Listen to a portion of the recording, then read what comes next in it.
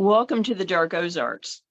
We are discussing screaming skulls, crossroads, and burial mounds. But first, we want to remind you that the Dark Ozarks podcast is now available on Branson Podcast Network, Apple Podcasts, Spotify, or about any other podcast platform. So what do screaming skulls, crossroads, and burial mounds have to do with the Ozarks? There are really interesting threads of continuity stretching between Old England and the Ozarks, specifically about unhappy ghosts, as well as crossroads and burial mounds being added to these parts of the puzzle. Settlers brought the ideas with them when they moved into the Ozarks, and the North American landscape of burial mounds and haunting was incorporated into the lore we still hear about today. We will return to Screaming Skulls, but first we want to invite you to like, follow, and subscribe to Dark Ozarks on Facebook, Instagram, and YouTube, as well as your favorite podcast platform. We also invite you to become a Dark Ozarks subscriber on Facebook. On the Dark Ozarks Facebook page, click subscribe, have your login information ready, and join Dark Ozarks behind the scenes for only $4.99 per month. Your $4.99 per month subscription allows you to come with us on paranormal investigations, deep dive research, and topics too controversial for public view. The next 100 subscribers will be entered in a drawing for a free Dark Ozarks t-shirt and an exclusive signed first round copy of the book Dark Ozarks, The Spooklight. Subscribe today to be entered in the drawing. And now you can get Dark Ozarks t-shirts for sale at darkozarks.com and paranormalsciencelab.com. We encourage you to check out Always Buying Books in Joplin, Missouri, in person and online on Facebook and at the website alwaysbuyingbooks.com for all your reading needs, including a large section on the paranormal, history, and more. Not to mention, the building is haunted. Tell Bob and Elise we sent you. We also want to thank Beard Engine Brewing Company in Alba, Missouri. Beard Engine Brewing is the only English-style brewery in Missouri and has been twice named Missouri's best brewery by the Missouri Brewers Association. Great beer and great food in a historical building with a noir past. And yes, their building is also haunted. Tell Nate and Tiff that we sent you. So, unhappy ghosts. So I guess some are more unhappy than others in this regard. I find this particular subject matter really interesting because once you cross over into the realm of unhappy ghosts and hauntings, unhappy hauntings. First, I think it's important to, and I don't think we've ever been categorical in this, in the sense that, but we are when we're doing investigations in dealing with a gamut of investigative situations, ranging from benign hauntings, meaning, in essence, there are things going on that they really don't care what we're doing, and you could even in some cases put some of these echo or resonance loop patterns into the classification of benign haunting, in the sense that there is not awareness of whatever it is that we're seeing, right? To what I would, and people might really struggle with this concept, but what I would classify as peaceful or happy hauntings. And most are. That's the funny thing. And we've spent so much time educating people both in tours and in person and during investigations, and of course here on the podcast, that the majority of hauntings are, and again, because I think we associate hauntings with tragedy, grief, and death, that it's very difficult for an average person to, a person who's not engaged in investigations and looking at things as holistically as possible, to think of a haunting as peaceful, as happy. And there's a constant press that if they are here, they are unhappy, that they are grief-stricken, that they are angry, that they are trapped, that they are tied to a location, that there's all these things going on. And in so many cases, from everything that we can tell over a situation, the spirit may be able to come and go as they please. There's not an entrapment sense. They are residing within a location for very happy or very peaceful reasons. And the Kendrick House, many of the hauntings, not all, but many of the hauntings of the Kendrick House definitely come to mind, that they're very, very, very positive. And so a great deal of our work, our professional work in terms of the paranormal, is educating the public that ghosts typically are not unhappy. They're not trapped. They're not tethered. They're not angry. They're not any of these things. Now, tonight we're going to be talking about some that very well could be, which I think is fun because it's a little out of the norm for us. It's not out of the norm because in many cases, public perception or consciousness will apply the unhappy ghost moniker to all hauntings without any nuance.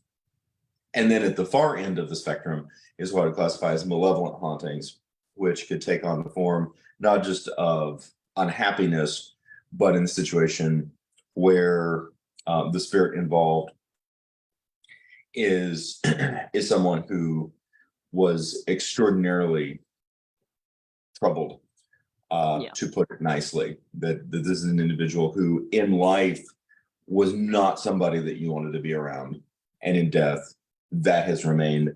And then at the far sliver on the other side, which I don't think we're going to be talking about tonight, would be the malevolent inhuman hauntings, which get blown out of proportion in most cases because there's a fixation on demonic activity. But you have this extremely wide gamut. Most of our investigations involve happy hauntings, which I like to say happy hauntings, and but that's not always the case. And sometimes ghosts do remain for unhappy reasons. That's true. Now, that it is a little turn of phrase because, I mean, realistically, the stories surrounding Screaming Skulls are actually happy spirits. They're only unhappy when the living bother them, mainly by moving their skull from where they want to be. So don't touch my head. Yeah, so it's almost an illustration of very good communication on the part of the spirit. And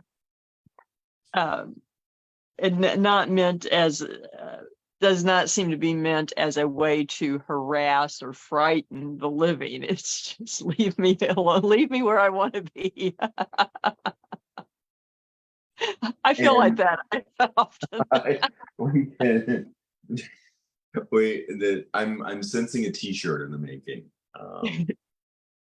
I closely identify as the Screaming Skull. I'd wear it. I would too. No. Oh, go ahead. No, you go ahead. Oh, I was just going to say that that there are very ancient antecedents to lore about skulls. Very much. Particularly Celtic lore and the cult of the severed head. Which you would think that some of these stories would come out of, but it's not real clear, and opinions by historians and folklorists are divided whether or not the Screaming Skull lore and cases, particularly, they're mainly in England, go back to that tradition, and some think that it's divorced from that and it's completely separate. And that is difficult to parse out. What we do know, well, we know a couple of things. We know that the popular culture concept of the Screaming Skull resonated rather powerfully in the 20th century. We had a 1911 short story, a 1958 American horror film, a 1973 novel, and a 1975 novel, all documentably revolving around the idea of a screaming skull. Well, I mean, Now, I think it's fair. Just the thought of having a skull that is actually screaming at you is that complete dichotomy of realism, of existential questions that it's not surprising that it's a motif that found some traction. I agree. It's very powerful. It's very attention getting, and it speaks on a deep archetypal level, in part because the skull has long represented mortality, the Yes. the mortality of our corporeal being. We see the skull represented powerfully in art throughout Europe, delineating this particular idea, representing in many cases in terms of medieval or early modern era European art, particularly in regards to the Black Plague. The skull is a recurring motif, and one that certainly creeps modern viewers the hell out on so many levels. But the idea that it was being carved and painted into this religious iconography to call the pious to penitence and remind them that their time was short, as though living in England in the 1300s was not already a reminder that your time was short, based on It's all relative what you know. it is. And the things like the danse macabre, art, the peasants dancing with skeletons, and of course this gets weirdly reintroduced to popular culture and children's culture in the 1930s through the Disney's Silly Symphony Dance of the Skeletons, which, for the record, is quite brilliant. Yes, I love it. I do love it. Another aspect of this, too, I think the fascination over thousands of years is that the skull was seen as housing the soul. So not only was it a symbol of mortality and death, but the soul itself. And so a bare skull, decapitated, screaming at you would bring on the idea that the soul was still present in the vessel. And so all of those things combined would have a very vivid effect on people. It does. And again, layers of cultural coding, both folkloric and religious coding that I think we bring with us, I think, whether we realize it or not. And that's one of the most powerful aspects of most modern, and I say modern being 1970s on, Halloween motifs, is that the imagery that we connect with. And of course, we talked about the imagery, the iconic imagery of the Great American Haunted House, in several episodes very recently. That there's powerful images that resonated. Interestingly enough, I think Carl Jung would be proud. They resonate powerfully with children to adults without an interpreter. Yes. You know it when you see it. And that is, I think that there is something, there is a communal bond in that Yes. is extremely powerful. It's largely overlooked in contemporary culture. You don't think of the power of cultural iconography when you traditionally think of, say, the cardboard Halloween window signs that you got at the dime store in the 1980s and 90s. But it is there. It is Yeah. existing. Very true. Now, when we go specifically to the concept of the Screaming Skull itself, there are a limited number of fairly credible accounts, and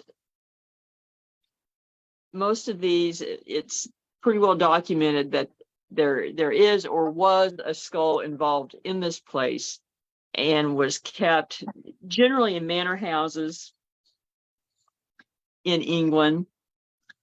And ironically, I think I think Wardley Hall is the only one that is open to the public. Most instances, these are private manors that this is not a museum that you're going through and you see this skull. And generally, they are not on display, and you can't knock on the door and ask to see it. And that has led some observers to speculate that the stories are just made up because no one else can verify it. And how you would verify it would be removing the skull, because the stories go that in whatever manner that you ended up with the skull in the building, that the skull wants to be there. And if it's removed from the home or the room or the spot that it lights, that it starts screaming at you. And there are accounts even of a couple of these places where the skulls were removed and then brought back because the screaming was driving them insane. And upon being returned, they're happy.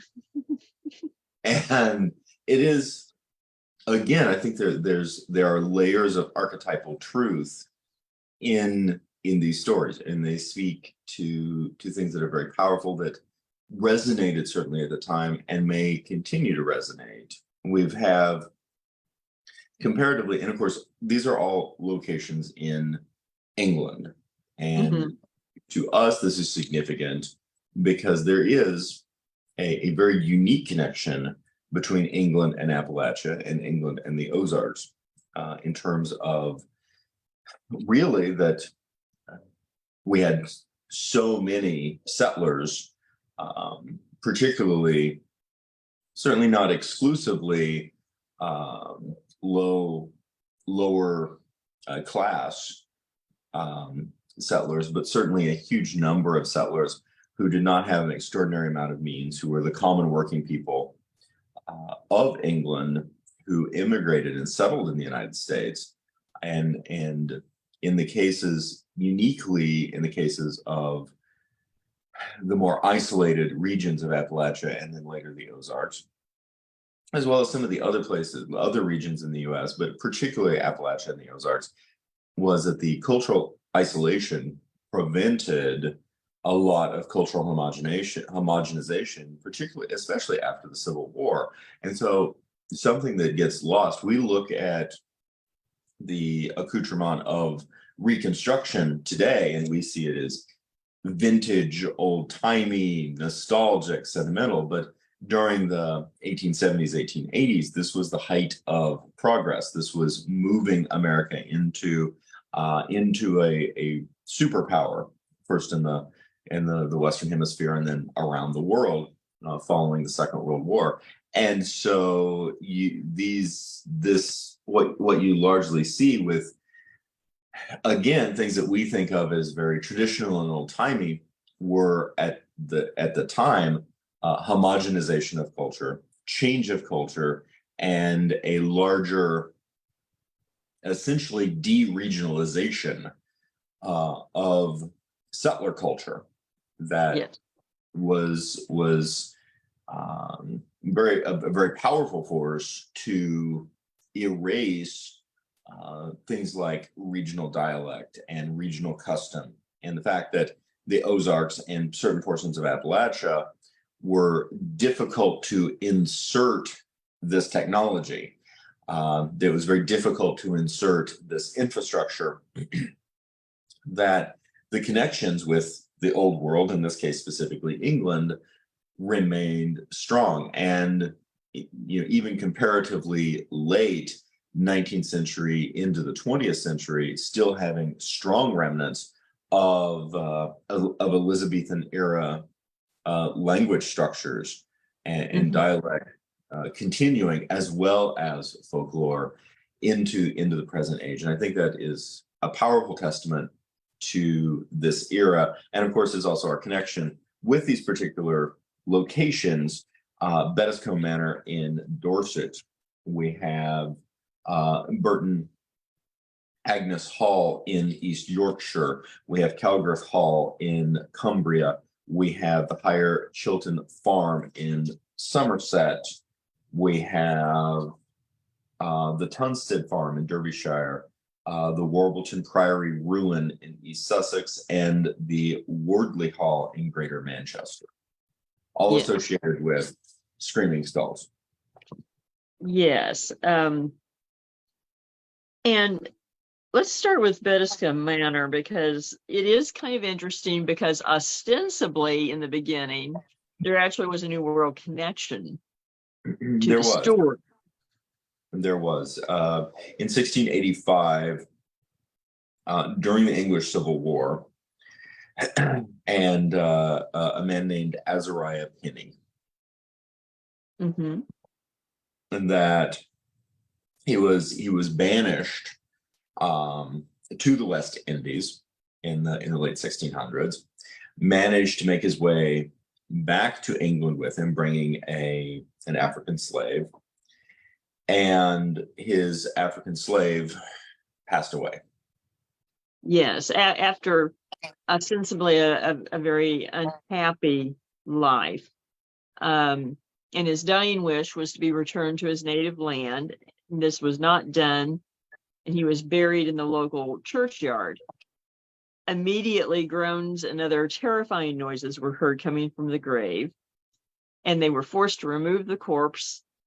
And then Azariah stored it for a time in the attic of the manor, and over time, the body became desiccated until all that remained was the skull. Now, of course, there's no explanation of what happened to the rest of the skeleton, but now, and the story went that they would try to remove it from the hall.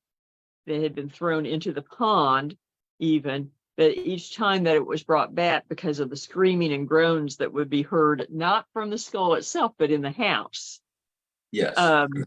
Which I do find that interesting, and in some ways that makes sense. We corporally, we imagine that sound has to be connected to the skull, just as in hundreds of years ago, it was assumed that the soul resided in the skull and stayed in the skull. But if your point is to get someone in the house to do something, that's where you want to be heard. So, right. So that's what happened. And like a lot of these folkloric stories, there is unique diversions or moments where the stories go various directions. That and also interesting, just in terms of this potentially acting almost like a conjure, and there is a very the association with both the Americas and Africa are really fascinating to me. It is, but then the bubble of the story gets burst. That in the 1960s, this is one of the skulls that actually does get studied by scientists. actually a pathologist, and it's determined that the skull was actually between 3,000 and 4,000 years old and was of a European woman. And so they think that it may have actually come from an Iron Age site at Pilsden Pen, which is not far away from the house. I No, go really, ahead. I find these layers of story really interesting, and approaching it, I think it's very important to approach a story like this with a certain amount of um, delicacy might be the right word, a certain amount of delicate approach or nuanced approach. The Of course, we have the situation where the the story handed down from 1685 to 1963 is associated, and the first of all, the English Civil War during the 1680s was an extraordinarily tumultuous time in Very brutal too. in England, and the fact that this uh, a lot of things sociopolitically, religiously, culturally, and emotionally, as well as intellectually colliding. Mm-hmm. We have the introduction of the Americas, the New World, the attempt to establish empire across the Western Hemisphere, which was largely unheard of prior to Elizabeth I, even as a concept, even as a possibility, and the effect that this kind of attempt to empire build, this kind of attempt to maintain structure and safety during the Civil War at the same time. All of these things speak to an enormous amounts of emotional and psychological pressures. At the same time, it also speaks to a lot of deaths, and there's something very powerful, very poignant, and uniquely human. I think that is an important aspect, uniquely human, associated with even if it's just the legend of a man who was enslaved in Africa, taken to the West Indies, brought to England, and even in death, he is being associated with humanity, really, and the fact that his needs are somehow need to be respected within this structure, this larger context. And to be honest, it's that version of the story is a very forward-looking moray for that time period. It is because we're associating afterlife practices of this man, whether he ever existed or not. Where the contemporaries are, in terms of being translated to the legend, are associating afterlife practices with someone, let's be frank, as though he were European. Yes. And I think that is significant, that, and perhaps that is the point to the story, and perhaps that awakening of that concept in society, that if there were incidents of the skull causing moaning and groaning and screams in the house when it's removed,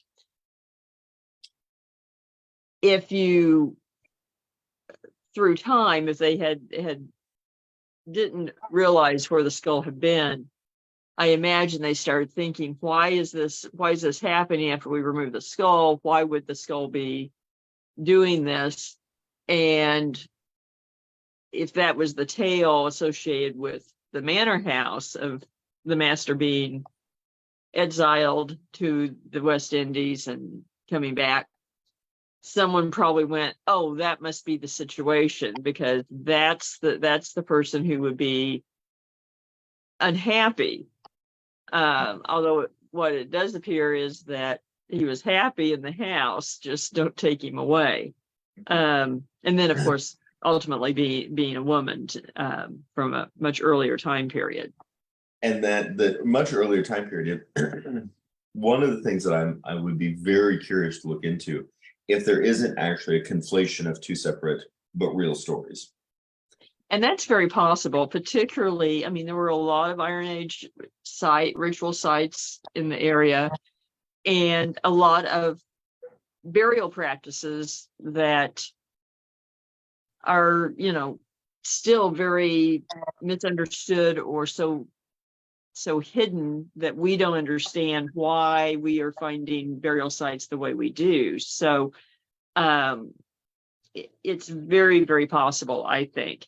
It also brings to mind to me that if we have an Iron Age woman skull that is basically creating poltergeist activity,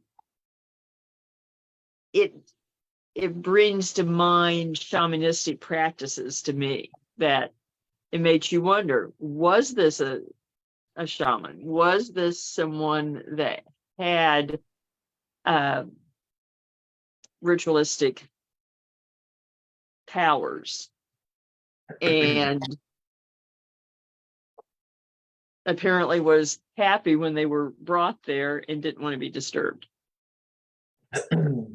And if the 1963 pathology report is correct, and the skull is between 3,000 and 4,000 years old, this is pre-Celtic. Mm-hmm. It is what we would classify as Paleolithic, or Neolithic, I mean. And we associate that with primitivism. However, that is incorrect, because we're now looking at the civilization that ultimately created Stonehenge, as well as many, many other Neolithic sites, and we know had a thriving economic structure, a thriving trade, not only with continental Europe, but also with the Levant and the Mediterranean. There's really, really interesting aspects to all of this. And so you have layers and layers, and of course, sandwiched in between is the Celts and their cult of the severed head.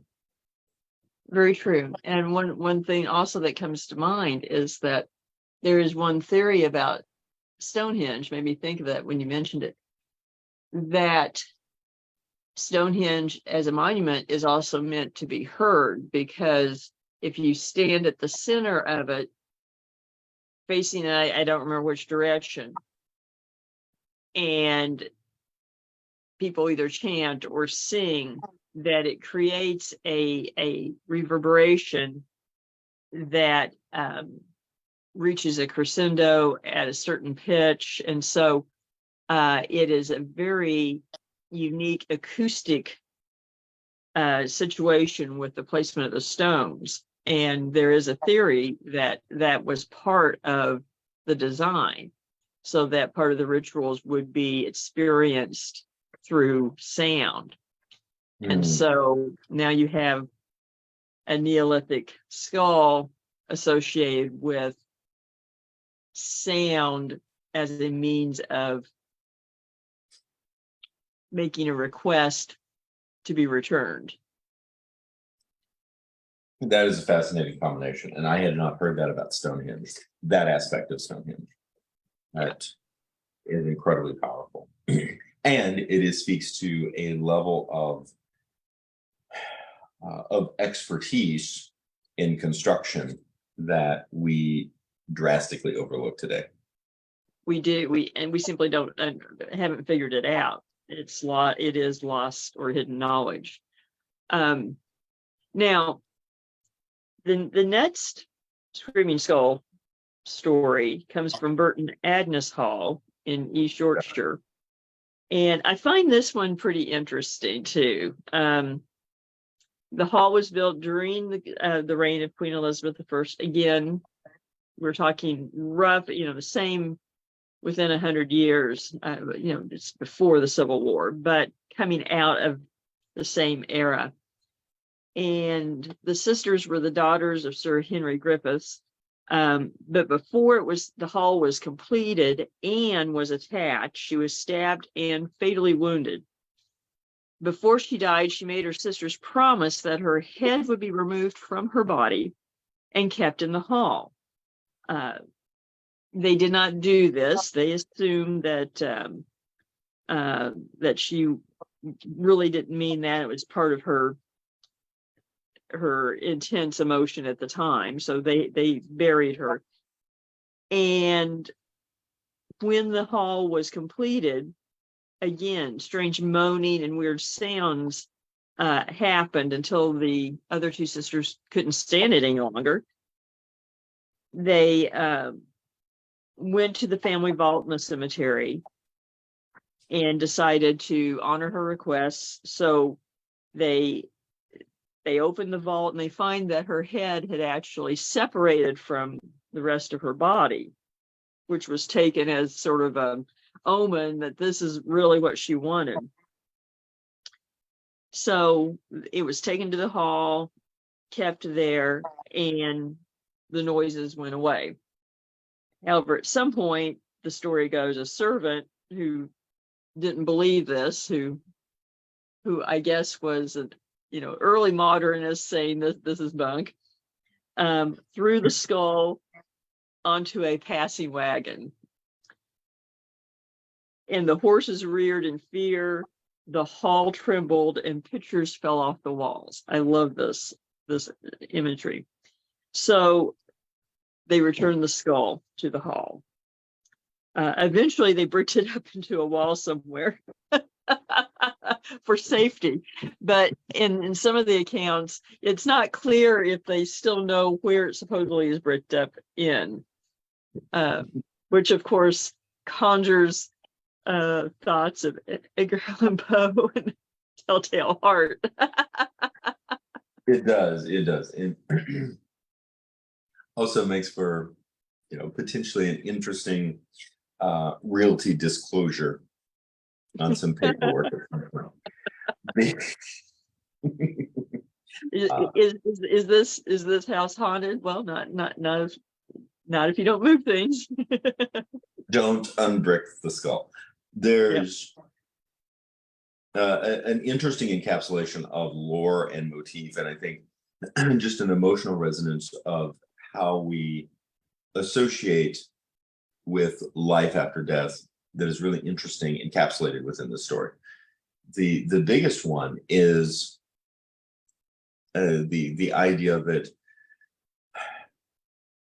our power as the dead in some cases becomes drastically greater than it was when we were alive.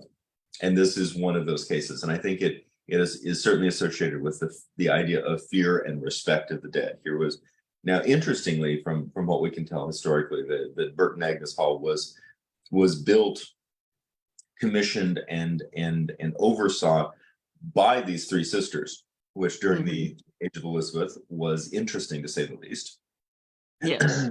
And in these terms, and we know that they were obviously part of the aristocracy. They were wealthy, and yet they were not immune to being targeted in some way. We don't know the cases of Anne's murder, but it's true. It obviously took, within the context of the story, it took place, and she was not powerful enough to prevent her murder, but she was able to affect supernatural change over her body or over her corpse after point of death. That is a very interesting tie that we oftentimes see being passed down from Elizabethan era folklore into Ozarks folklore. This idea that something about the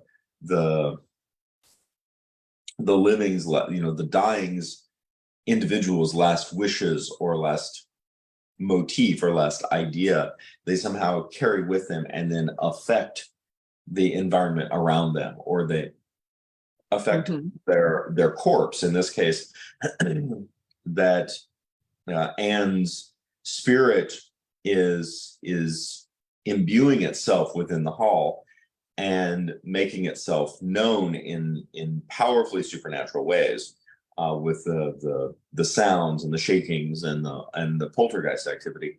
And then when they, pardon me, when they go to the vault, they find that she has again affected change, this time upon her remains, and in ways that are not natural. Right. And I think it's worthy to note also that it's a situation where she does not appear to be angry or vengeful because she was murdered. That's not the impulse. The impulse is to be close to the hall, which presumably she was very devoted, very tied to, because they were in the process of building it and what it meant. So it's a very, in some sense, a very positive emotion causing this versus the negative, which you would almost expect because she was murdered and the murderer not identified. And in other situations, she largely would have been remembered as a victim. Yes. And in this case, it's surprising that there's an enormous amount of personal empowerment in this. She is continuing to exert her force of will and her desire into perpetuity. Yes. And again, it's at the beginning of the pattern that the poltergeist activity is not where, it does not happen where the skull is at that time. No, Whereas we tend to tie activity, particularly with the sort of the emphasis in recent years on haunted or cursed objects, that we tie activity being associated with proximity to a particular item. This is just the opposite. it is. It is. And very, very fascinating. I also appreciate the fact that this is very rich lore that is untainted by the commerciality of Victorian era burial practices. True. Which That's true. Even for us, having grown up without realizing it, growing up in a post-Victorian era, it's hard for us to at times mentally separate ourselves from the Victorian funereal practices, or in our case today, being stuck oftentimes within a modernist reaction to Victorian funereal practice. Yeah. That we're still we're still dealing with, we're still coping with, much in the same way that the writers of the 1920s were reacting to the Gilded era, the Gilded Age. Funereal practices, again, interestingly enough, beginning in the 1920s, began to react to the former gaudiness, essentially, of Victorian funeral practices. The great thing about this being set looking at the 1600s, 1500s, 1600s, is that that's before all of that. Very true. Now, if we look at the Calgreth Hall tale, there is a little bit of a difference from some of the other patterns. This is one that actually the activity happens around the skulls themselves. And I would say this is almost separate because it's not a yearning to stay in the place that's created this. But I think it comes out of sort of the ill intents of some of the parties involved. Ironically, it was owned, the Calgreth Hall, which was in Cumbria, was owned by a justice of the peace, Miles Phillipson. and he wanted someone's land. I mean, this is almost a Sheriff of Nottingham kind of story. It Uh, is. It really is. and but the couple refused to sell, so he was determined to use any means necessary. So he invites them to Christmas dinner, saying he no longer wanted their land, and he wanted to basically clear the air and show there were no hard feelings. While they're having the meal, a silver cup was hidden on them, and the next day, soldiers arrived at the farm demanding to search their humble home. The cup was found, and they were arrested. There was a trial, but Phillipson, the justice of the peace, presided and, of course, convicted them. They were found guilty and sentenced to hang. On the scaffold, the woman uttered a curse on Phillipson's family, which entailed hearts to hear Miles Phillipson that teeny lump of land is to dearest ground a Phillipson has ever bought, where you shall prosper nevermore, Earls no yon or to breed. And while Calgar's strong woes shall stand, will haunt it day and night. So shortly afterwards, two skulls just show up in the hall. Yes. I like this woman. I really like this woman. And every night, terrible screams were heard. They tried to dispose of the skulls many times, but whatever method was used, they came back like a bad penny. Phillipson himself never prospered. He lost all his money and his health failed. After his death, the hall passed from out of the family and everything became quiet. The skulls were eventually bricked up somewhere in the hall where they remain to this day. Now there's continuity there, but yeah. And but I do like this. This one has a little different take on it. It is interesting realtor's nightmare.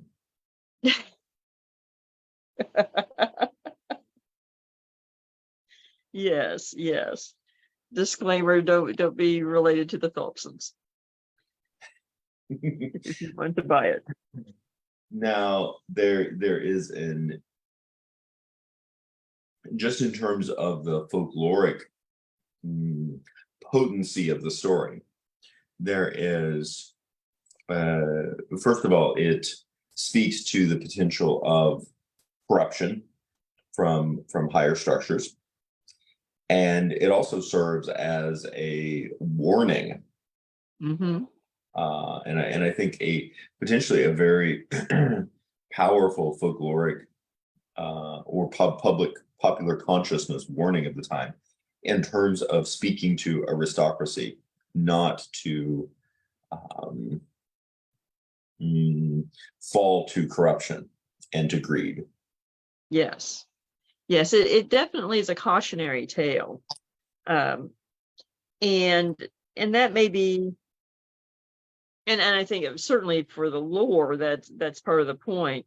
But it does seem that this tale isn't quite in the same tradition as the others. No, it does not appear to be. And another aspect that I think is really interesting, of course, this is folkloric. However, there are a number of cases, particularly dealing with conjure magic, of the bad penny you can't get rid of. And I have heard real accounts of items being, for example, given, and then they cannot be gotten rid of. Even if they're gotten rid of, they show back up under inexplicable circumstances. Mm-hmm. Yeah, it definitely is in that same vein. Mm-hmm. And that's very it's comparatively a small thing. I mean, obviously, if it's a skull, it's not a small thing. But even if it's an item, it is very unnerving in terms of the potency of that conjure. Mm-hmm. You are given something, for example, by a conjurement, and then you go, okay, well, that's creepy. I don't want it. I'm going to get rid of it. And you throw it away, or you take it to somebody else's house, or you remove it from your dwelling, and you come back, and then in a day or so, it's back. Very true. And there's also, and this is, we see this a lot when people get freaked out by Ouija boards. People will try to destroy the item, not only get rid of it, instead of getting rid of it in some way, they'll try to destroy it, burn something or whatever, which usually just releases the energy to become even more chaotic. Yes. If it is a subject of conjure. Yeah. And so it becomes that circular pattern of you either have to accept it or the torment is going to continue. Something else that's interesting in these stories, and the Calgary Hall story is a particularly interesting example.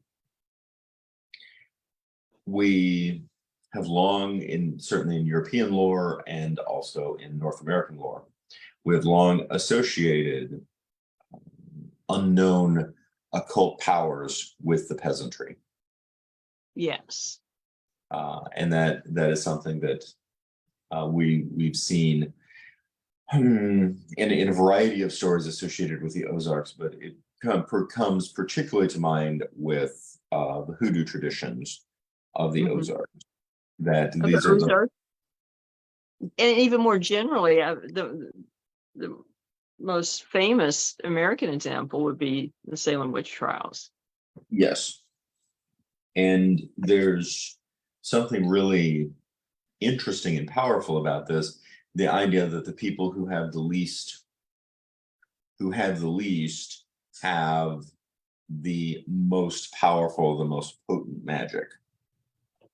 Exactly. And may not be able to control the material society of the world, but they can control what ultimately can be the most important aspects of the world.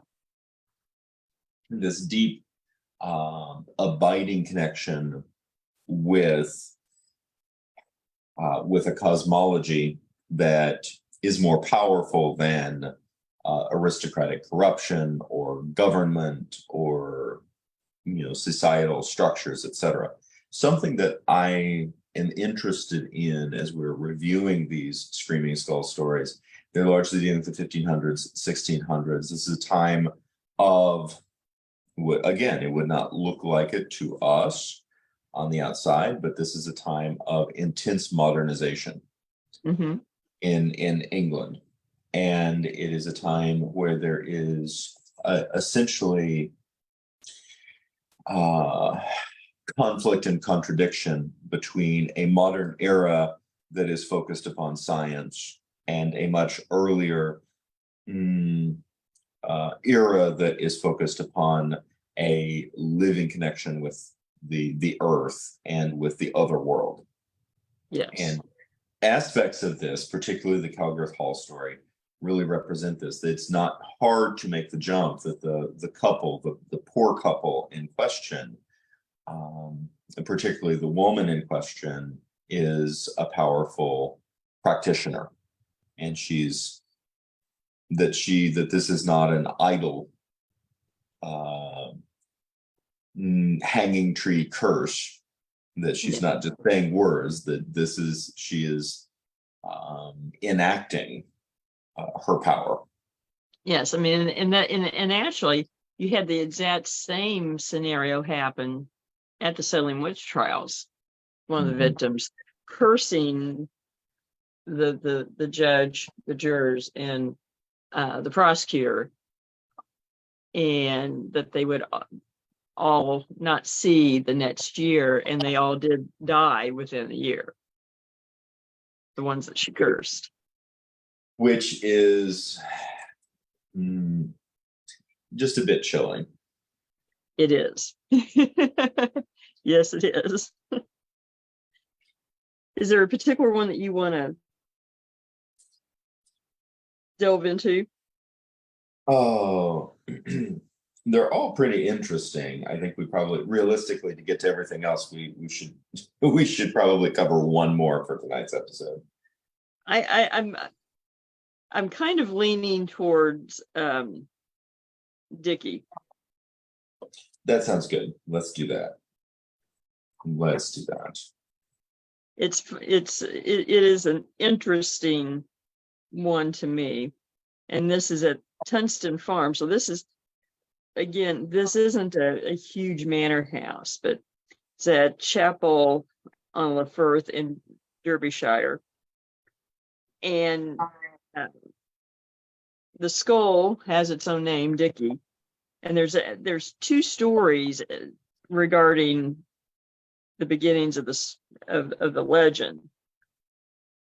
One is that the man was murdered by his cousin at the farm in the room that the skull is now kept in, and that the murdered man was Ned Ditson, hence the name Dickie as a nickname.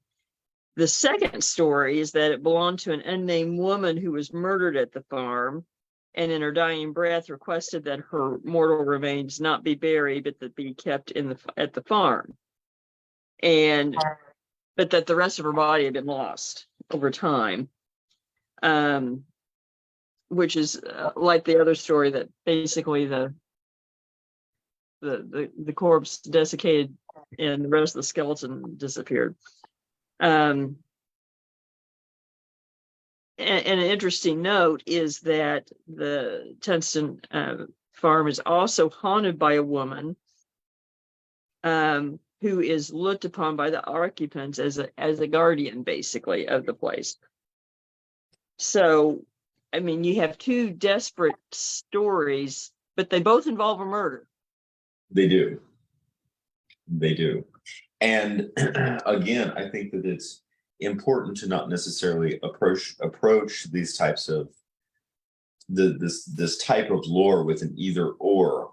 We oftentimes categorically do an either or. It's either this person, that person, and certainly the skull could only belong to one person. It might belong to one or other of the stories associated with the lore, or it might be someone else entirely. But what is realistic to at least consider in a nuanced way is that over the centuries, a variety of people may have been murdered, or their deaths may have occurred and contributed or layered upon the lore that is built up around a particular location. That's true. Now, we do have a little more information about Ned Ditson, and in some sources he's named Ned Ditson and some Dickinson, but the story goes that he was the owner of the farm originally, and he had gone to fight the Huguenot wars in France, which were they were fought variously about 35 years between the 1560s and 1590s, again Elizabethan era.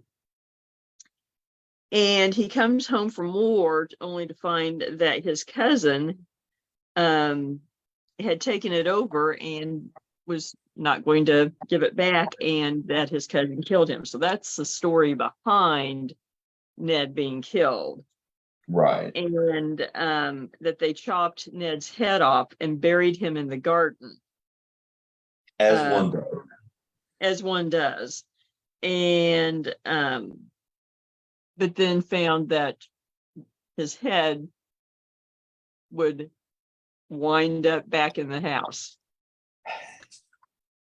And again, I think it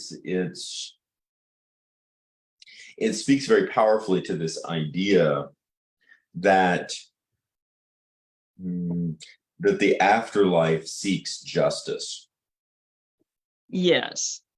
This is one that there are photos of the skulls. A lot of these we don't, that they were bricked up or whatever, and we don't have that. But there are photos of the skull, and it's actually kept on a windowsill, which seems to be where Dickie wants to be. And again, this is it's in the Peak District, and there are a lot of ancient burial sites in the region.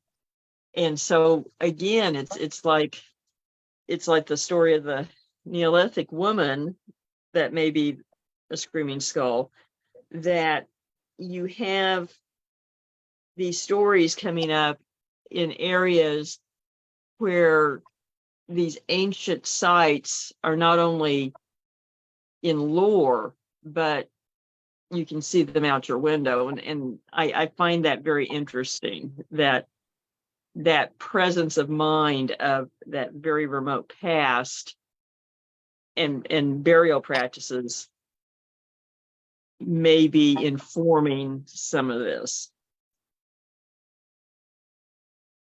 It does. And again, there's a potential for a shamanistic element to it. There is an aspect of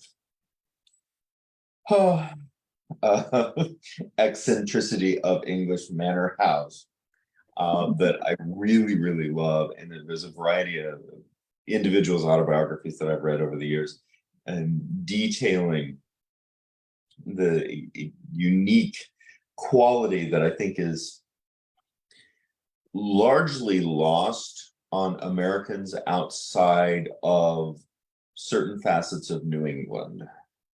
The idea of a grand house that has been kept within a particular family for generations and generations, and that the artifacts, sometimes quite macabre artifacts, are gathered and presented and displayed as a matter of fact, in ways that would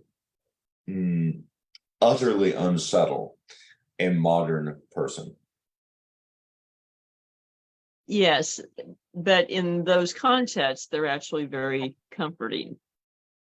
Yes, and the idea that once you understand the point and shift yourself out of that modernist headspace, that you can begin to appreciate the culture. And the fact of the matter is that we're dealing with a culture that is direct. And to me, this is really fascinating. You have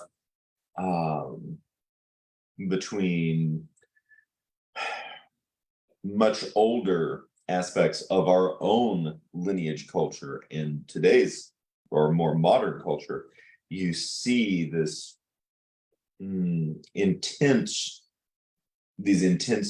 differences, and ones that, and again, I'm going to come back to the funereal customs, say the funereal customs between say the 1840s, 1850s to the 1950s, 1960s.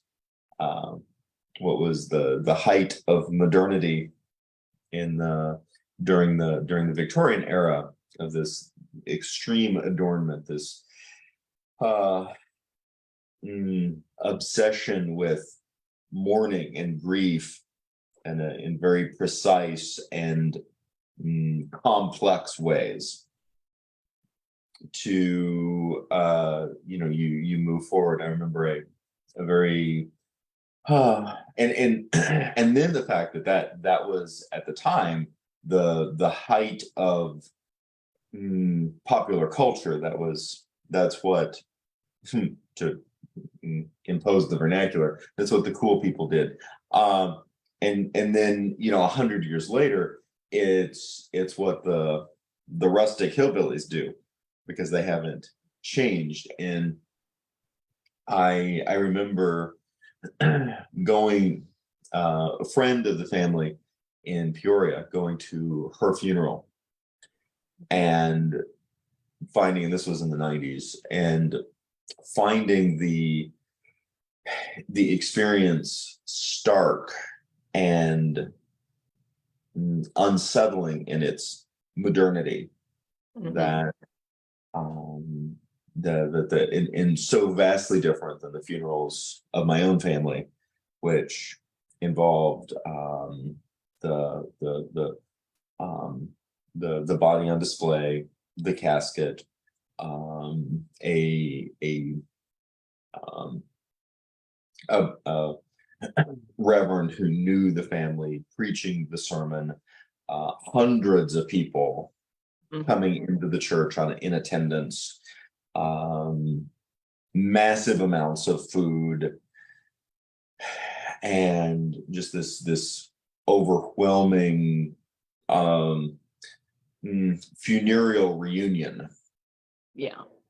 And of course the long motorcade, long in terms of large numbers of people, not long in that it wasn't very far to the cemetery, Right.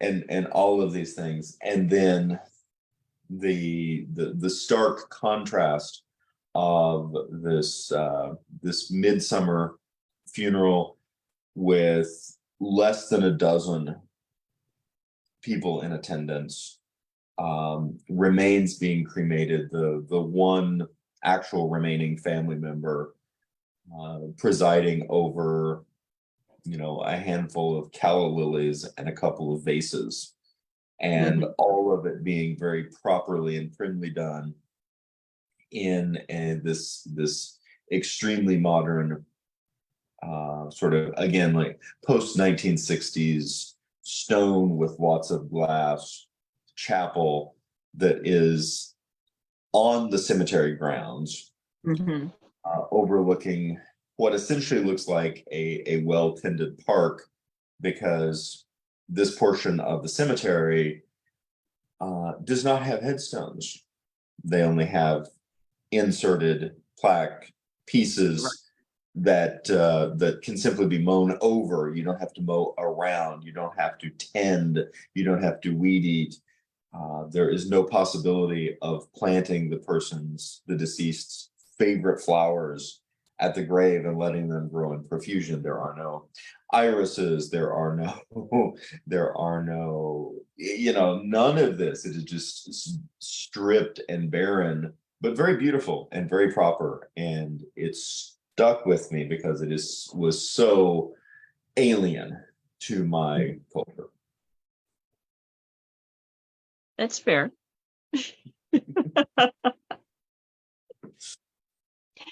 That might be a nice segue into, no surprise from the title of the podcast, but Crossroads. And yes. Ironically, I think and some people may be saying, why are we talking about Crossroads and Screaming Skulls? What in the world do they have to do with each other? And I do think that, particularly as lore around Screaming Skulls developed, that made sense, because a number of these stories, although there aren't a plethora of these stories out there, a number of them involve murders or unfair deaths in some way, if not outright murder. And with the decapitated head in the end. And murderers were often buried at Crossroads. They were. And and they often were executed at Crossroads. It's something that is really fascinating to me, and anytime that I see three or more major cosmologies associating certain lore that overlaps, it really catches my attention in terms of saying, yes, I believe that there is something here that's important to look at. And we have that with Crossroad lore. We do, in much more than even three, really. But but I do think that's interesting, and particularly we have the tales of these screaming skulls, and with the details of, you know, corpses basically desiccating and becoming separated from the skull and being lost, etc. And that often happened in these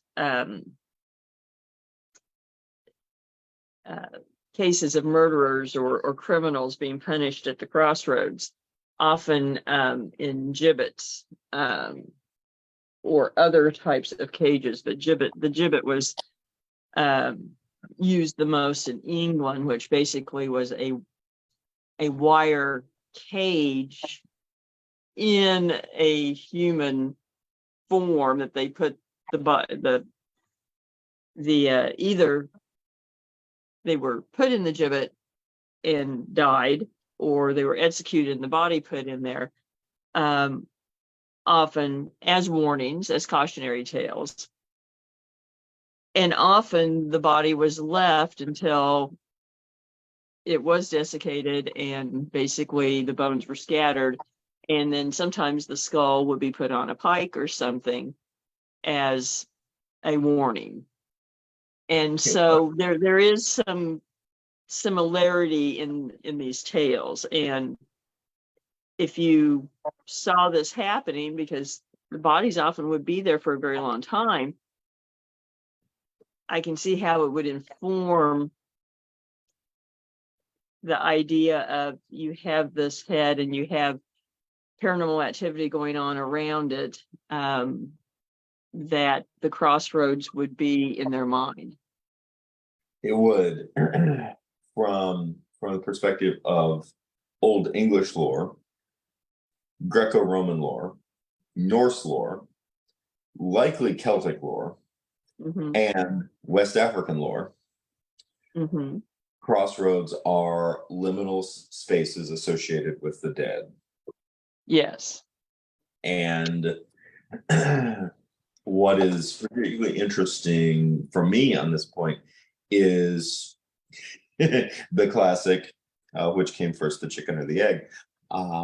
Do we associate one with the other, or do we associate the other with the one? And for me, the most telling crossover is the importance of crossroads in West African tradition. We know that this particular cosmology is not associated with Elizabethan England.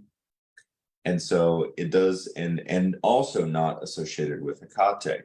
So we can reasonably confirm that there may be something very significant about crossroads, that certain crossroads or certain ways that crossroads exist function in terms of an earth conjure simply by their existence, and that pulls or draws or prepares the space as a liminal ground for death. And that is really, really interesting. Now, this is seemingly unrelated, but crossroads today are going to be one of the most dangerous locations for car accidents. That's true. Just by de facto, just by the way it works. Very true. Another point I want to throw in is, and there's continuity between the old world and new world here, is that not only did you have gibbets that were of iron form, but you had dual trees. And they were the original gallows before gallows would be built or anything. It was a hanging tree, and they typically would be at a crossroads. And often they would leave the corpse on display for a very long period of time. Another term for the trees is basically trees of grief trees. And that is where the name gallows originally comes from. And that continued in the New World. And hanging trees in the Ozarks, there is a tradition that grew up that after the corpse was taken down from a hanging tree, that you cut the hanging tree down, or it would become haunted. The spot would become haunted. Yes. And there's now I'm going to check. I need to check on Puppy for just a moment. Okay. But a really, really powerful real world aspect of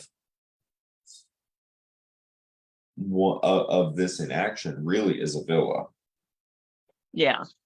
And if you tell folks a little bit about that in terms of sort of a makeshift gibbet. Okay. In that, and I'm going to check on Puppy, and then I will be right back. Okay. A villa is literally a gibbet tale. A villa is a small town in western Missouri. It's in the Ozarks. During the Civil War, it was a Union stronghold, one of very few in the area. And it became attacked regularly by bushwhackers, Confederate bushwhackers. And that happened in a lot of places in the Ozarks. Typically what would happen is the town would use, circle the wagon mentality, a very defensive posture. They're being attacked. They would, dig in, defend the town. This happened so many times, and enough people were killed in the process that the citizens of Avila decided, let's take an offensive posture. And it was rather prudent, to be honest, even if it was brutal, because everything was being burnt, scorched earth policies. And so to survive, they ended up taking a very offensive posture of going out and patrolling, searching for bushwhackers. And if they found them, they hunted them down and killed them. So it became very brutal. This was during, this was a time of war. And so what we would view as just strictly vigilantism took on a little different tone because of everything that was going on. The tale goes that out on patrol one night, they come across the body of a bushwhacker that they had apparently shot earlier and had not realized. And the body was in a state of decay. He was wearing a duster. And as they are examining the body, the head comes off. They take the head and hang it from a tree in an orchard along the road leading to town. In some versions, it's an apple orchard. In other versions, the tree is an Osage orange tree, or a hedge apple tree, which would be a more ominous image because the Osage orange is a starker looking tree and complete with thorns and notches and crooks and so forth that give a more ominous look to it. The story goes that the skull hung there for a good deal of time during the war and served as a warning. Bushwhackers beware. Basically, leave our town alone. That eventually it fell. It was lost. They don't know what happened to it. Then the lore grew up that there was a phantom in the area, in the fields, that would be seen, and he was headless, but wearing the duster, and appeared to be looking for something often. And so the story went that he was looking for that lost head. And that is a fairly iconic ghost tale, but it is grounded in fact that those things happened quite a few times. They did. They really did. And I think it's a very powerful, it's very, very powerful imagery, to say the least. Yes, it really is. And when you're talking about a gibbet tree or a hanging tree, there is a tale of one in the Joplin area, in Rural Heights area, that the legend goes that, and we do know that there were soldiers that were prisoners of war being taken down the Butterfield Stage Road, which goes through the Rural Heights area, and that a couple of soldiers were hanged along the road. And the story has always been that this was later, late enough in the war, there weren't a lot of people around, the hanging tree stood and was not cut down. And that there are a number of hauntings in that general area. And a lot of people over time have blamed the fact that the hanging tree remained for a lot of the activity. And it's easy to, again, sort of our modern era and then postmodern sensibility, it is easy to dismiss those types of things from a purely secular standpoint. Mm-hmm. However, investigations on actual hauntings suggest that that is a very narrow viewpoint. Yes, for it to be a bad pun, you miss the forest for the trees in that, in that regard. You really can. Now, these aspects of Crossroads cosmology as a whole is, to me, just extraordinarily fascinating. Same. And it the fact that we have these multiple but disparate, and you could argue disassociated cultures placing extraordinary importance on the crossroads, Mm-hmm. it's very hard to, it's very, very hard to overlook. Now, of course, there's not just the crossroads of two roads. Of course, there is the potent symbolism of the cross itself, or the X. X marks the spot. Yes, particularly in the West African traditions, the crossroads are not at right angles. They form an X. And those particular crossings have more supernatural significance and thinning of the veil.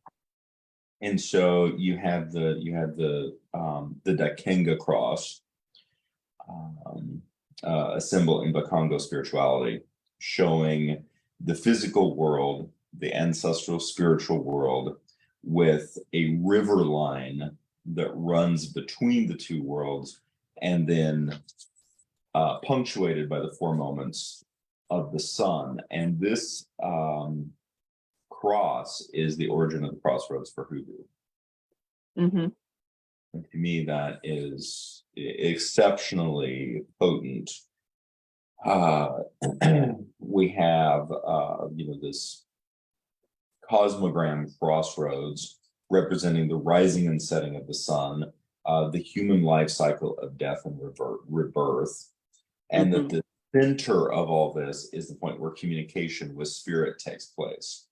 and the fact that this cosmogram, this Congo cosmogram, was brought across the Atlantic by the West Africans who've been enslaved and were brought over, and that they fervently maintained their cosmology, beginning oftentimes predominantly in South Carolina Low Country, and then spreading across the United States as a result of this. It is, first and foremost, it is a powerful message of a people preserving their religion against all odds. And in some cases, in many cases, certainly what we see in Haiti and to a lesser degree in the Carolinas, an attempt to stamp that religion out.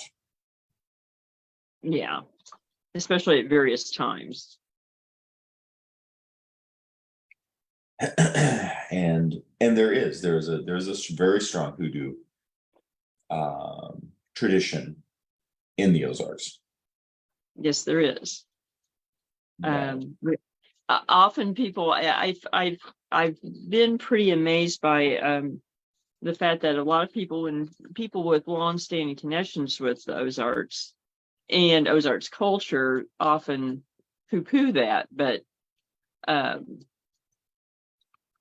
or want to look the other way, but there really is a long tradition. And in some cases, tradition that has managed to make its way into court records, which I think is the most telling. Yes, one particular in St. Charles involving a murder case. There's actually a couple in the St. Charles, St. Louis area that ended up in court cases in the early 1900s. That were just, very openly discussed and testimony brought forward about. And of course the messenger of the Crossroads for voodoo, yes. Papa Legba. Yeah.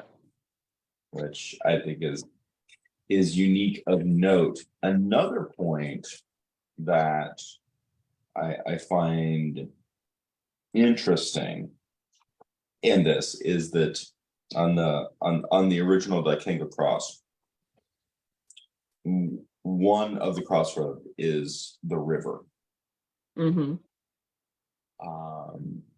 which would make a potent centering of the cosmology in the middle of a bridge. That's true. And it goes along with the lines with Greek mythology, Egyptian religion, and Devil's Promenade. And Devil's Promenade. I knew where you were going. I know that river. Oh, yes. That face of the Spring River, whether the bridge is new or not. And the fact that, again, coming back to things that resonate in the psyche, or even beyond the psyche, that resonate within this holistic intelligence that we've largely been excised from. And that to me is one of the most powerful things about Halloween. Yeah. Is that there is this resonating greater than ourselves cosmology that is existing constantly in the shadows of the mind.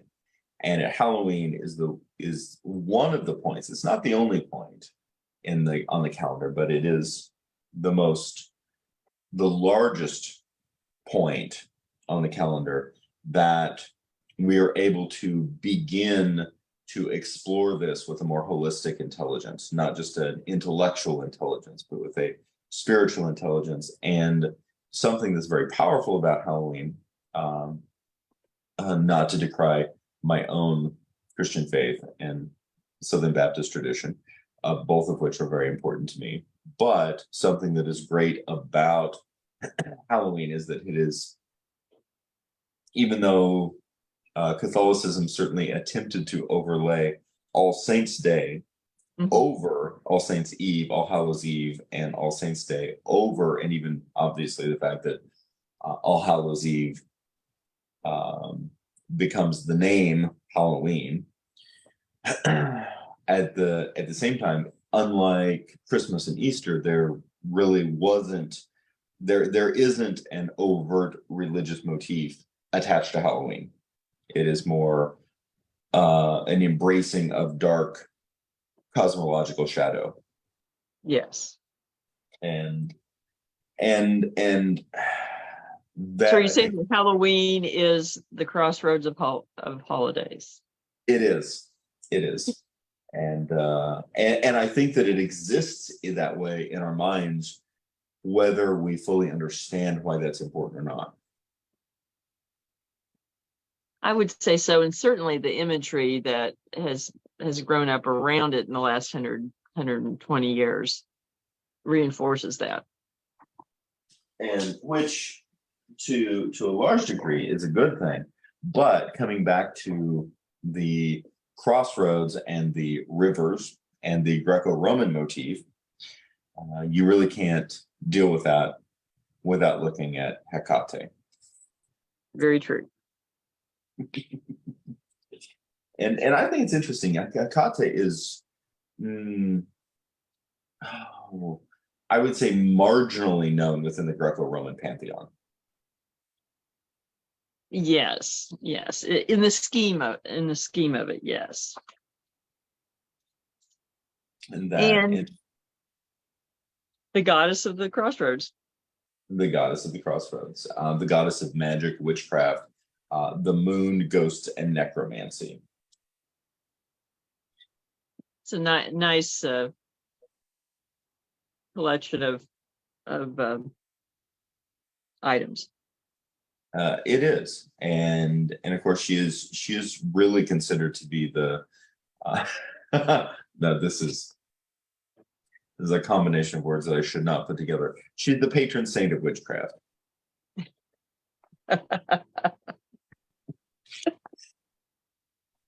and and much more so, realistically, much more so, and I think from a much more earthy and practical perspective than Diana. Yes, very much so. Very. According to some of our more genuine traditions, Hecate appears to have been an ancient Thracian divinity and a Titan, who, from the time of Titans, ruled in heaven and on earth and in the sea, who bestowed upon mortals wealth, victory, wisdom, good luck to sailors and hunters, and prosperity to youth and to the flocks of cattle. But all these blessings might be at the same time withheld by her if mortals did not deserve them. She was only one among the Titans who retained this power under the rule of Zeus, and she was honored by all the immortal gods. So there's something fascinating within that, in the sense that as a surviving or unpunished Titan, she is representative of an age earlier than the Greco-Roman gods.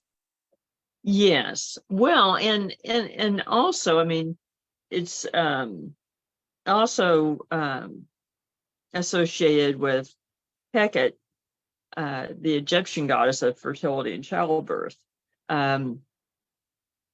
There's a similarity there, and so you are going back probably at least 5,000 years in the tradition. Yes. And that's, of course, interesting. It's not going to be in the same region, but that puts her at about the same era as our Bettiscombe Manor European skull. Exactly.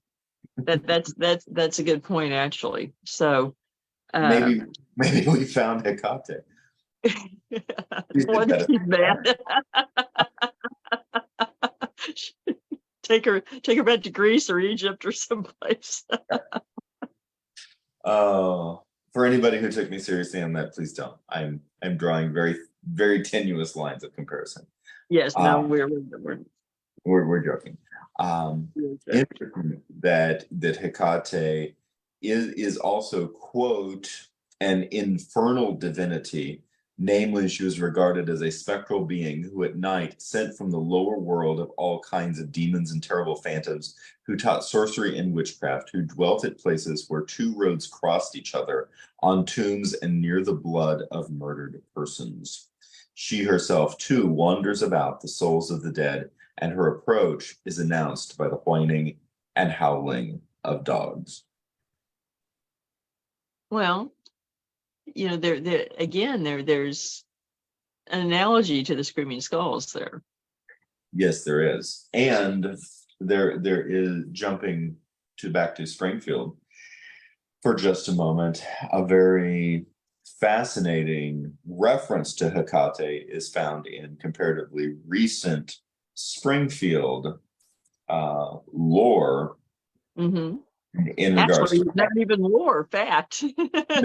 no with a hanging, Yes. and that I think it is interesting, and it speaks to something else, because again, in terms of the documentation, you don't anticipate a hanging mob in Springfield, Missouri in the 1800s to be making Greco-Roman comparisons. Correct. But we've mentioned before, often these settlers and these quote hillbillies were actually very well educated, particularly in the classics. They were. And we discussed the case itself at length. If anyone's interested, go back and find the episode on the underbelly of Springfield, Missouri, the Queen City of the Ozarks. And it is the Graham Malloy murder case. But I will let you tell the story of it, because I know you are fond of this one, of how Hecate ended up in the middle of all this. Well, it's and what is really striking in this regard, and I'm going to come back to the original encyclopedic information about Hecate, but just what I just read, we have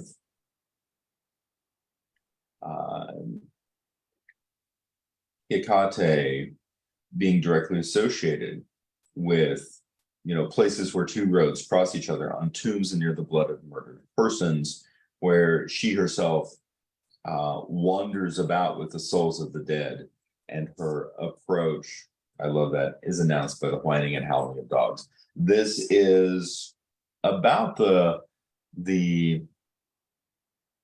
darkest omen that can be placed upon mob punishment of a certain person. Yes.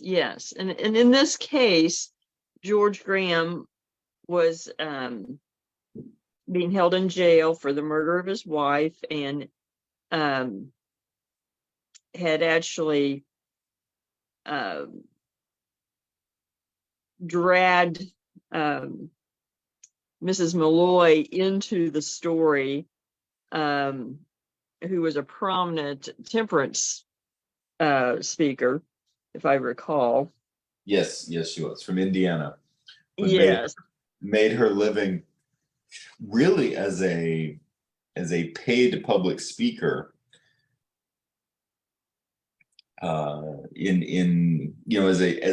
as a renowned, increasingly renowned regional, almost national public personality, leading the temperance movement, which of course comes with all of its own sociocultural baggage as well.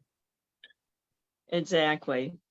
And so what happens, this is April 27th, 1886 in downtown Springfield, Missouri.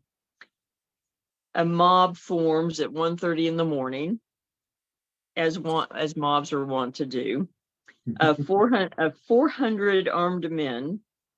They surrounded the jail and battered in the doors, and took George Graham to hang him at a tree. At 2:00 in the morning, they started out of town on Boonville with him in tow, and it was thought that they were going to take him to the Malloy farm and hang him, and then throw his body into the well where his wife's body was found. But the leaders of the mob artfully gave their followers the slip by starting in the direction of the Malloy farm, but changed their course as soon as the others turned back, and while yet in the city limits, hanged him in a tree just an hour after the attack was made on the jail. And then they pinned a note to the body. Do you care to read? I haven't printed it out. Oh, you don't have it with you? Okay. No. So the note actually states, "We heartily welcome all strangers to citizenship who are pure of purpose and act of good faith, but we give this as a warning to ex-convicts and murderers who may thereafter invade our county to impose on our credulity. We also give warning that any person or persons of any rank or station who dare to discover the actions in this tragedy will be surely and speedily dispatched to hell, where all things are revealed to the curious. In justice to the memory of Sarah Graham, a loving wife, a dear mother, whose life was sacrificed at the altar of Hecate, we subscribe ourselves, the citizens of Greene County." And an interesting follow-up. Yes. Oh yeah, there is a postscript to Sheriff Donnell. "Keep your mouth shut. If you recognize any of us, you will die the death of a dog." Not quite as elegant, but Not quite as elegant. However, what was that last sentence? You'll die the death of? you. If you recognize any of us, you will die the death of a dog. Okay, so not as elegant, but compare this on notes on Hecate. This is a translation, second century AD, of Greek natural history on animals. I have heard that the polecat was once a human being. It has also reached my hearing that Gale was her name then, that she was a dealer in spells and a sorceress, that she was extremely incontinent, and that she was afflicted in abnormal sexual desires. Nor has it escaped my notice that the anger of the goddess Hecate transformed her into this evil creature. May the goddess be gracious to me. Fables and their telling I leave to others. So even the message to the sheriff could have been a reference to the powers of Hecate. Even more so, references to Hecate and Queen Hecuba.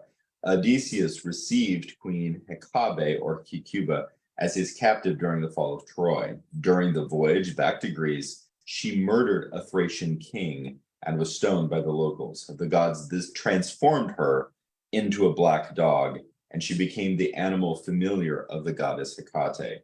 In this myth, the queen was clearly identified with Bindus, the Thracian Hecate, who was offered dogs in sacrifice. Well, there you have it. And I think the fact that the uproar, the particular uproar around the Graham case was the accusation of sexual abnormality in terms of not just of promiscuity, but then the reference to the sheriff in regards to being killed like a dog, even though on the surface, it looks like a pretty a base warning in the vernacular. It is potentially more than that. And the fact that the mob is willing to reference Hecate is significant. Yes, I think doing that and then the other, then it potentially was meant specifically in that way. Yeah. And I think that is immensely fascinating.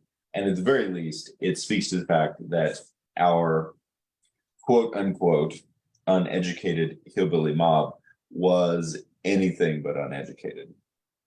Yes. And it also not only does it speak to the fact that so many of European white settlers is throughout Appalachia and the Ozarks were extraordinarily well educated in the classics and classical Greco-Roman culture, but that many aspects of the classical stories and the history and the narratives thereof resonated very personally. They saw themselves aspiring to this heroic mythos. Yes. Well, And particularly in the landscape. it was, and you don't have to go any farther than Andrew Jackson's The Hermitage to see that when you walk in, and the focal point of the lobby is the narrative of Telemachus In wallpaper. in wallpaper, Yes. hand painted wallpaper imported from Paris Yes. to be installed at the Hermitage twice, just in case you didn't get it the first time, because originally installed in the first floor foyer, which made it the first thing that you see, and it still looks like the first thing that you see. My gosh! And then an identical set being installed upstairs on the second floor foyer. Well, redundancy. Andy Jackson liked Telemachus, and and again, I think it's fascinating and powerful, and it speaks to these enduring archetypes and motifs. Yes. And that may be a good way into burial mounds. I think so. And are the most notable now. Burial mounds are innumerable in the Ozarks. Yeah. We have them all over the place. We also have them in location. As a result, we have them in locations where people don't realize that they're even walking over burial mounds. It's true, especially ones that have been leveled or reduced. But it's also, I think, interesting to note that, the settlers coming over were, of course, as they came across North America, they encountered a lot of mounds. But this would not have been something that was new or foreign in concept, because there are lots of burial mounds in the old world, as we've alluded to with a couple of these screaming skull cases. And what often gets talked about in the subject of the Ozarks and mounds generally often gets conflated with more modern tribes, particularly, say, the Cherokee and so forth. But generally, the Cherokee, when they would build mounds, they were not burial mounds. They were mounds that then houses were built on. And so mounds were more for the living and for ritual space, but not as much so for burials. But that's not the case across the board in North America, and not in the Ozarks. Right. And now an interesting addendum to the Cherokee mounds is that the the mound houses typically did contain some aspect of quote unquote magico-religious significance. And so Yes.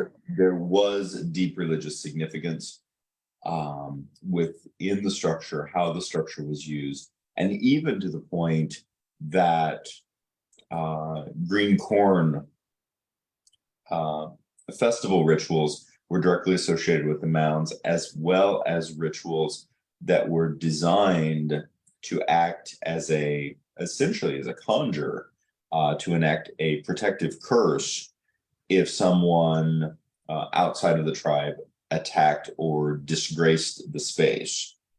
Yes.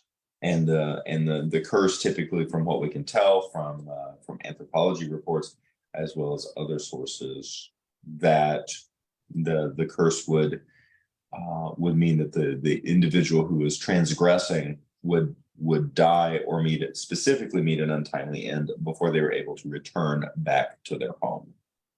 Yes. Which, so again, their death was an aspect of it, but not necessarily, but not burials per se. No, not a burial mound. Now coming over to spiro mounds, and of course our counterpoint for this is spiro mounds in Cahokia and Mhm. I have been to Cahokia, intending to go back again this summer, but the spiro mounds in Oklahoma, modern day Oklahoma, I have not been to. And I'm in the same situation. I've been to Cahokia, but I have not been to Spiro. And there's a couple of key points that come to mind in regards to Spiro and in regards to the notes. One, it has been a site of human activity for at least 8,000 years. Mm-hmm. I think that is extraordinarily significant. Two, in terms of reviewing the footage, there's at least one space, I believe, with Spiro Mounds that looks markedly like Terra to me. Yeah. And very similar. Once you, and I think it's an important point, once you move past about 3,000 years ago, all bets seem to be largely off in terms of people groups, and a lot of our arguments and prejudices about those people groups become potentially irrelevant. Something that I do think is important to note in regards to the mound builders in North America, and this, I think, it's an important aspect of sensitivity, but then taking it a step further to realize that the entire argument may be irrelevant.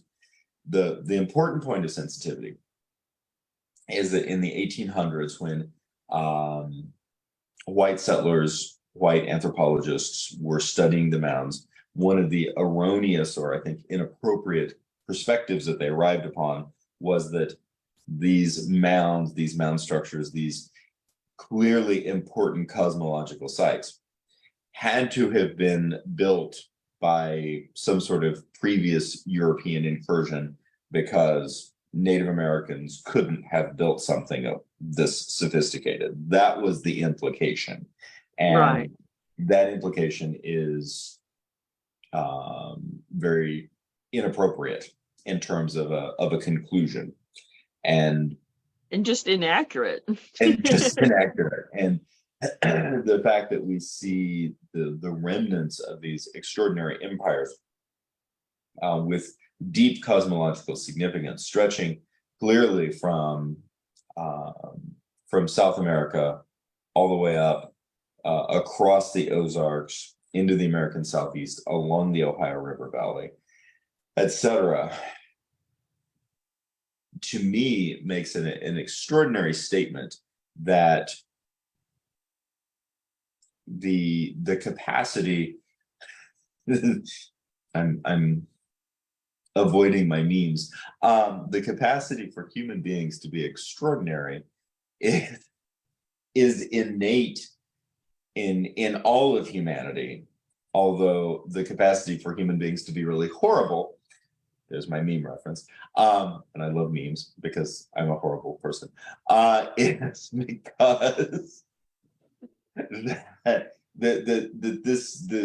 this contradiction in terms is something that I think that cultures really struggle with. We largely project the negative of ourselves onto others, and we say, you know, those people can't be like this, but we're amazing.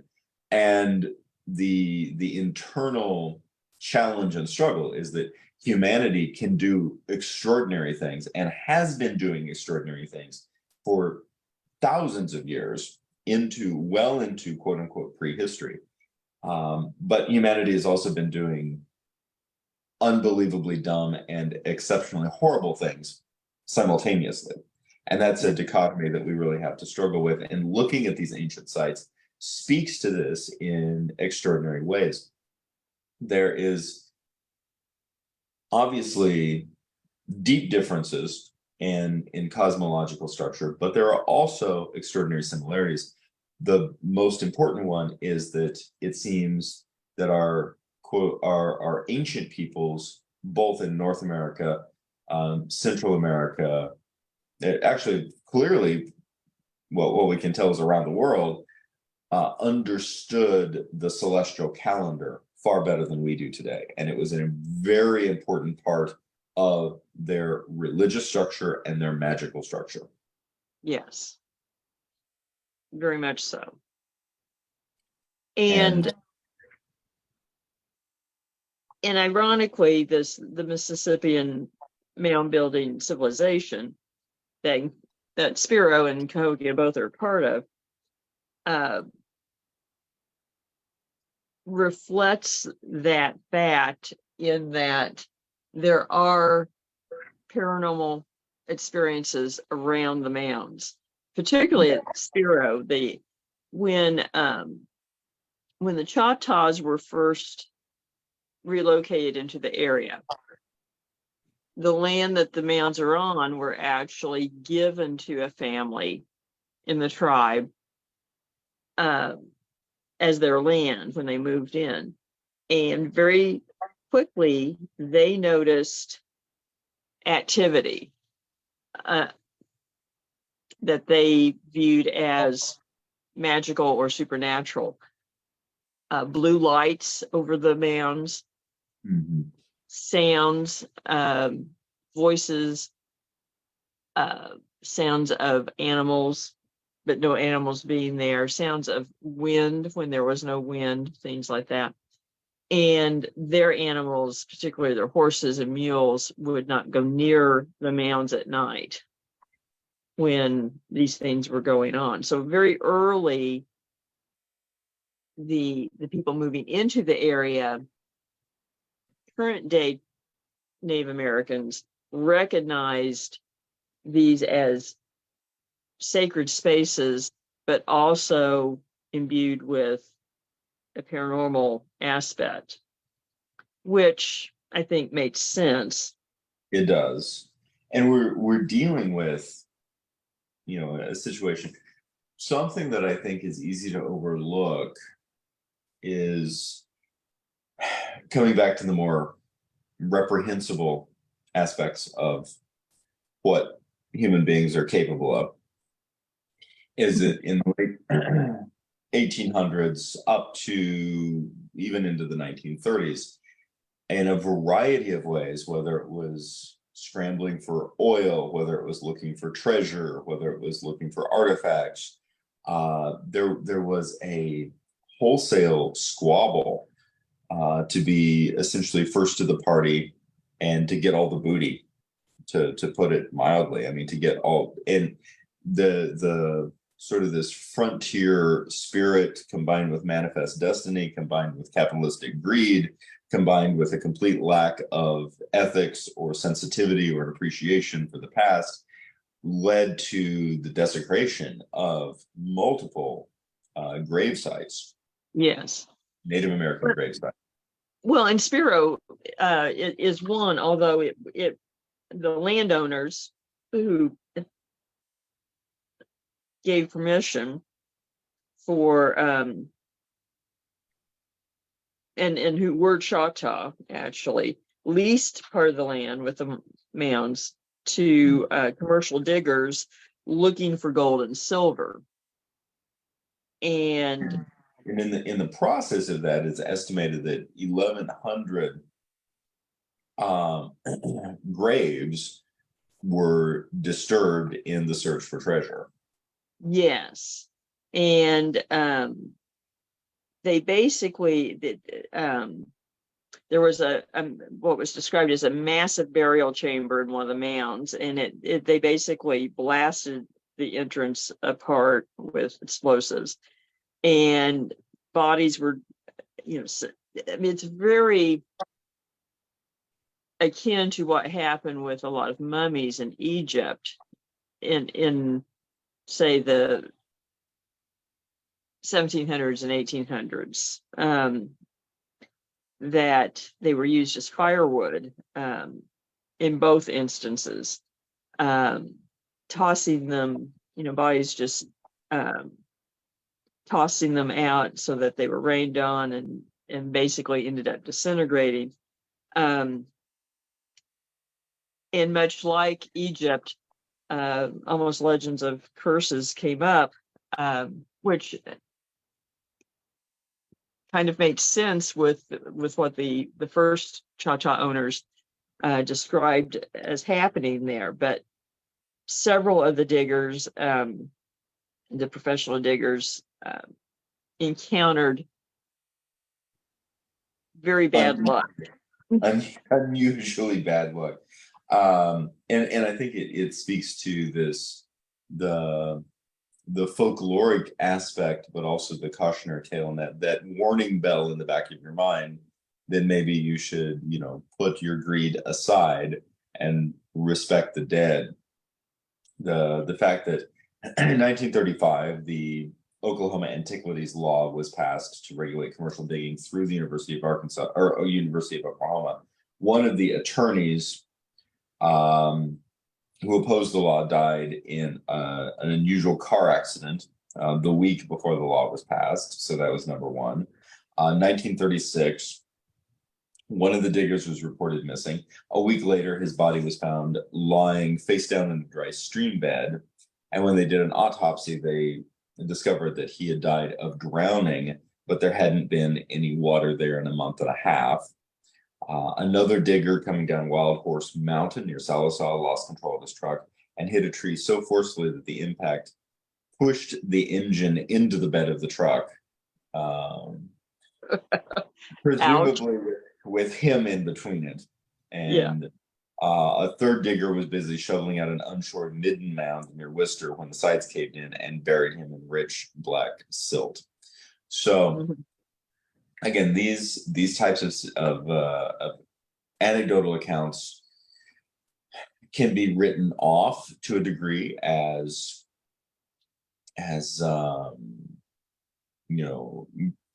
just part of the folkloric aspect, that for status quo, there were many more diggers who presumably did not suffer tragic fates. But clearly, these accounts, even just in terms of public consciousness, are enough to develop that idea that this was not something you were supposed to be messing with. Very true. Now, and by comparison, there were only 7 diggers that were given leases to dig at Spiro, so there weren't that many. So that's a pretty high death count. Yeah, that's a pretty high percentage. That I would say that's a cautionary tale, to be sure. And it's also something to take into account with Spiro, with the burial sites, is that these are locations of deep shamanic magic. Yes. Yes. And it's also, I think, interesting to note that Cahokia, for a very long time, they did not believe that there were burial sites at Cahokia, but they have determined that there were mass burial sites, very much like Spiro. Yes. And Cahokia, and I have been to Cahokia, I know you have as well.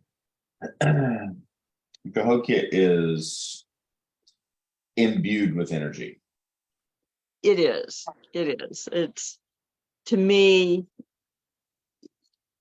you feel like you're walking into sacred liminal space. And I believe that you are. There is a fragile eeriness within the grounds, and especially for me on the edges of the grounds, the regions that's stretching into forest. You have these imposing mounds, Yeah. but then you have in spaces, and there is, even at midday, there is, if you're not surrounded by tourists, there is an odd watchfulness that exists even during the daytime hours. Yeah, that's been my experience as well. It's a place to, for me, the longer I was there, the more I felt the need to walk with caution and respect. Mm-hmm. Not necessarily overt danger, but definitely a sense of watchfulness, definitely a sense that you want to tread as lightly as possible within the space. And that you're not alone. No, you're absolutely not alone. And it's beautiful, but it is unsettling. What are your thoughts on the role of this received tradition of the crossroads, of the role of skulls and so forth, and then combining it with the old world sense of burial mounds, and then what was found here? First of all, from a Neolithic standpoint, I think that there are too many similarities of crossover to ignore. We see these larger spaces of life and death being set on a cosmological cross. Mm-hmm. And something that can either be very unsettling or very encouraging, depending upon one's own worldview or world's view, is that, and the postmodernists could really hate me for saying this, that there is an objective inescapability in the cosmology of the universe. I'm sure that they would chafe at that, but I think there is merit to it. For me, the continuity of the sense of the dead having power over those that have treated them wrong in life or don't respect their wishes regarding a place, whether it be I want my remains in this hall or the burial mounds. Another pattern from tonight is the sense of a curse. Yes. Very Whether powerful. it be overt from the gallows or the unspoken curse resulting in multiple ironic deaths with Spiro. That sense of the power of the dead over the living. And that, and perhaps, of course, we're very familiar with that. I mean, the film Poltergeist is a great example of that. On one hand, it is I think, almost implied as to trivialize the lore, because once it's encapsulated in a horror film, then you can put it back on its shelf where it doesn't impact you personally. It's not Yeah. going to impact your landscaping decisions. It's not going to impact your construction plans. It's not going to impact those things, because now it is simply a part of pop culture, like Star Wars or Star Trek, and you can You can put that in-ground pool in and not worry about it. yes, and we like to whisper the word sinkhole around here, but it's no big deal, really. That something that we see with media art, again, your films, your TV series, that sort of thing, is, I think, unconsciously we are attempting to claim ownership and thus control over these larger and sometimes very fearsome and fearful cosmological realities. Mhm. And we don't like that. We like to think of ourselves as powerful, all-knowing, intellectually astute, secular, and in charge of our own destinies. But many of the ones that we've talked about tonight apparently did have those qualities. Yes, but I think it's interesting that they were deriving those qualities from understanding of a cosmology that we largely ignore or attempt to compartmentalize. Agreed. And that might be the thought to leave off tonight. I like it. And watch out for that in-ground pool. Yes.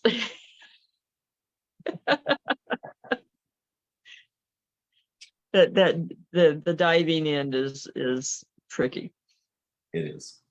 In the meantime, we don't want you to forget to check out upcoming events and merchandise at darkozarts.com and paranormalsciencelab.com. Thank you again to Always Buying Butts and Beardage and Brewing Company for helping to bring the Dark Ozarks to everyone. On the next episode, we are going to be discussing Hauntings of Joplin, Missouri, Part 2. Catch the Dark Ozarks podcast on Branson Podcast Network, Apple Podcasts, Spotify, or about any other podcast platform. Thank you, everyone. And remember, there are no easy answers in the Dark Ozarks.